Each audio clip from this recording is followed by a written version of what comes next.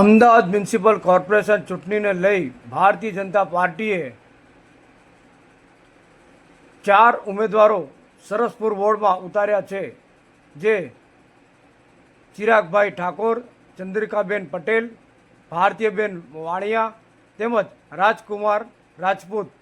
તેઓના મધ્યસ્થ કાર્યાલયનું ઉદ્ઘાટન પ્રસંગે બાબુભાઈ ઝડપિયા, બાપુનગર વોર્ડના ધારાસભ્ય દિનેશભાઈ ખુશવાભાઈ તેમજ ગૌતમભાઈ કથરિયાએ તેમજ સમસ્ત ભારતીય જનતા પાર્ટીના કાર્યકરોની ઉપસ્થિતિમાં કોંગ્રેસના પૂર્વ કોર્પોરેટરો જે 4 ટર્મથી જીતેલા તેવા શાંતાબેન પંચાલ તેમજ શાંતિલાલ પંચાલે ભાજપમાં જોડાઈ ભારતીય જનતા પાર્ટીનો ખેસ ધારણ કર્યો હતો. કે ભાજપે તો ગામમાં ટિકિટ આપી, આ વખત પહેલી વાર કોંગ્રેસે સરસપુર ગામમાં ટિકિટ આપી નથી.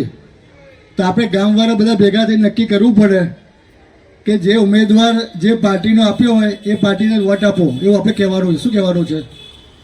સૌથી મોટો વિસ્તાર સરસપુર ગામનો છે. આપણે 21 બૂથો છે. આખા વોર્ડના 89 બૂથોમાંથી 21 બૂથનો પટ્ટો મોટો એ સરસપુર ગામનો છે. અને આપણા સરસપુર ગામમાંથી એક પણ કોંગ્રેસે પોતાનો ઉમેદવાર મૂક્યો નહીં જનરલ સીટ ઉપર. તો આપણે ગામવાળા બધા ભેગા થઈને કોંગ્રેસનો બહિષ્કાર કરવો જોઈએ. જે બી પાર્ટીઓ પણ ગામમાં એક ટિકિટ આપતી હતી, આ વખતે એક પણ ટિકિટ કોઈ આપી નથી. ફક્ત ભારતીય જનતા પાર્ટીએ સરસપુર ગામની છોકરી ચંદ્રિકાબેન પટેલને આપણે આપી છે.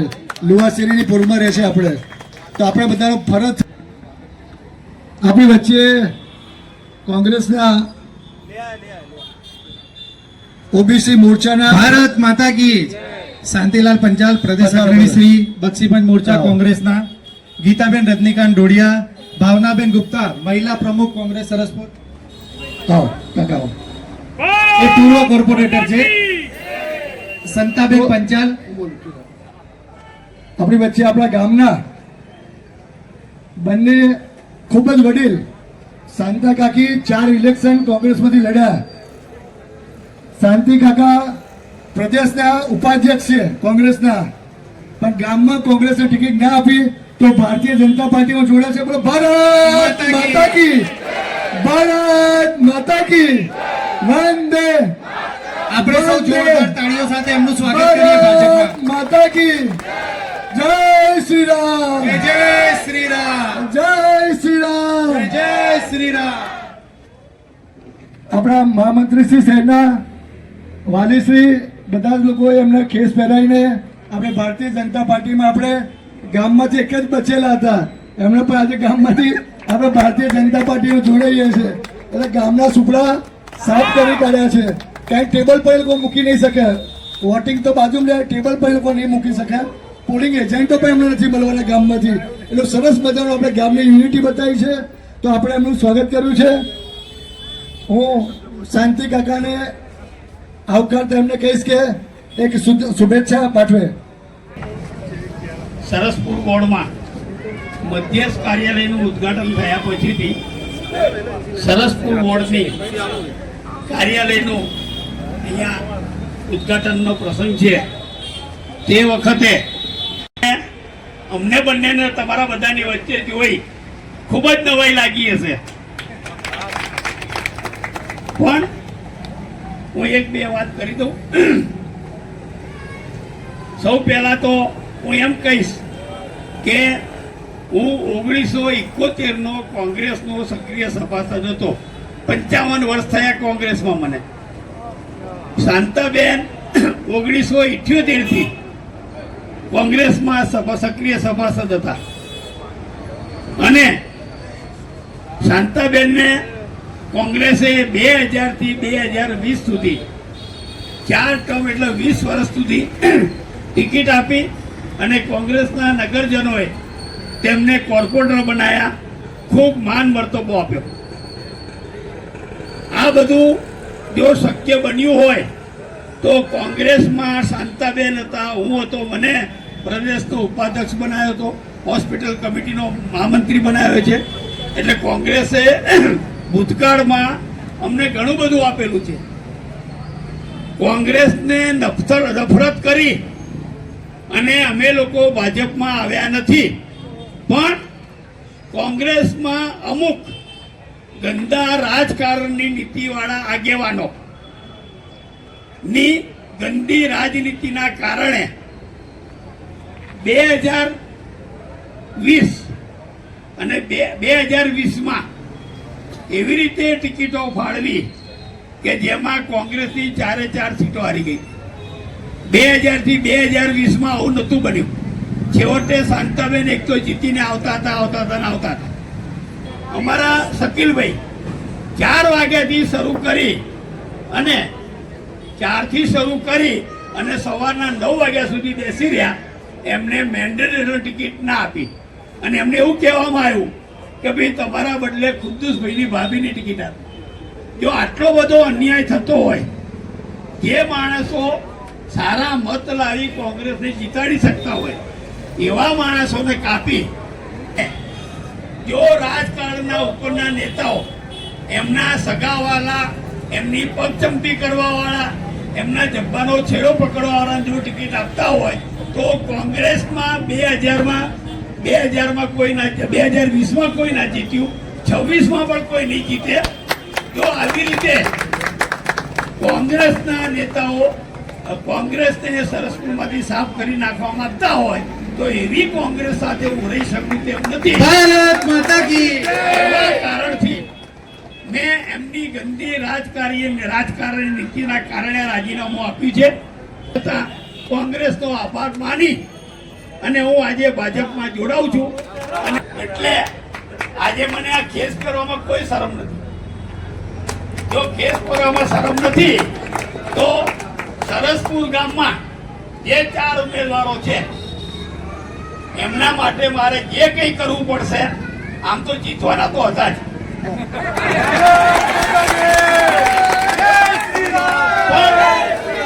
પણ એ જીતના બદલે આ જે 4 ખોટા ઉમેદવારો મૂક્યા છે એ 4 ઉમેદવારો ખૂબ જ મોટા માર્જિનથી હારે,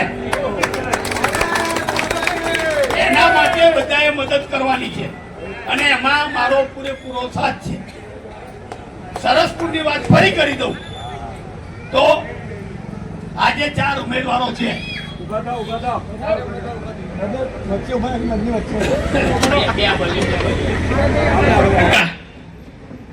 એ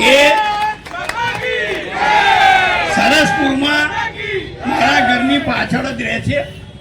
એના પણ મારા કાકા ભત્રીજીના વર્ષોના સંબંધ છે અને જો હું ના જોડાયો હોત તો પણ સરસપુર ગામના લોકો ચંદ્રિકાની સામે મુસ્લિમ ઉમેદવાર હતી, એને કોઈ વોટ આપવાનું નહોતું.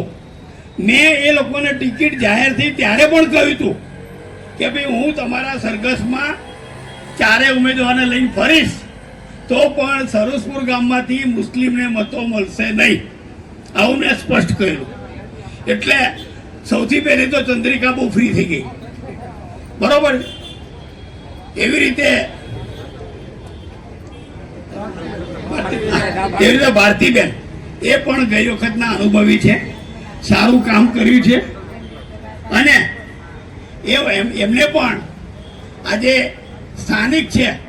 કોંગ્રેસમાં એક વસ્તુ સમજી લો, ઉમેદવાર નજીક રહેતો હોય ને લોકોના કામમાં દોડતો હોય એ કદાપી હારતો નથી. જેવી રીતે શાંતાબેન 4 ટર્મ નતા હાર્યા, એટલે જીત્યા પછી પણ જો લોકોના કામમાં લોકો સક્રિય રહેશે તો આવતી વખતે એમને બી ચિંતા નથી. બીજા મારા 2 બંને મિત્રો સુરેશભાઈ, ચિરાગભાઈ એ રખિયાલમાં રહે છે, ખૂબ સારું સર્કલ છે. એની સામે કોંગ્રેસના જે ઉમેદવાર છે ભાઈજી મહેશભાઈ, ગઈકાલે કોંગ્રેસના કાર્યાલયનું ઉદ્ઘાટન હતું, એમાં બાકીના 3 ઉમેદવારો ઊભા થઈ અને એમનો પરિચય આપ્યો હતો. પણ એ મહેશભાઈ ઠાકોરને કહેવામાં આવ્યું કે ભાઈ તમારો પરિચય આપો, તો કે મને બોલતા નહીં ફાવે. અને ભાઈ કોંગ્રેસના તમે ઉમેદવાર બનો છો, જીતીને જો કોર્પોરેટ થવાના નથી, પણ તો આ તો આશા રાખી લે, ખાલી શંકા પેલો વિચાર કરી લે કે જો તમે કોર્પોરેશનમાં જીતીને જાઓ કોર્પોરેટર બને તો અહીંયા જો 50 માણસ પાછા નથી બોલી શકતા તમે, તો કોંગ્રેસ પક્ષના કાર્યાલય અરે ભાજપના કોર્પોરેશનના કાર્યાલય તો શું રજૂઆત કરવાના છે? એટલે એ પણ નહીં. બીજું, અમે વર્ષો જૂના મિત્રો છીએ, ખૂબ જ પ્રેમ ભાવ આદર બનેલો છે. અમે એમના ત્યાં સારા ખોટા પ્રસંગોમાં ગયેલા છીએ. ભાજપના ખૂબ અનુભવી માણસ છે, એટલે ભાજપે ચારે ચાર ઉમેદવારોને ખૂબ સારી પસંદગી આપી છે. ચારે બાજુના ભાગ જોઈ ચારે બાજુ ગોઠવ્યા છે. મારી ચારે ચાર ઉમેદવારોને ખૂબ ખૂબ શુભકામનાઓ છે અને જંગી બહુમતીથી જીતે તેવી હું ભગવાનને પ્રાર્થના કરું છું. ભારત માતા કી, ભારત માતા કી. આજના કાર્યक्रम में આગળ વધારવાની સાથે हुई हमारी के लिए भी आगे बढ़े और रिबन काट कर आज के कार्यालय का शुभ उद्घाटन करें. आवाज मोबाइल भारत माता की भारत माता की जय.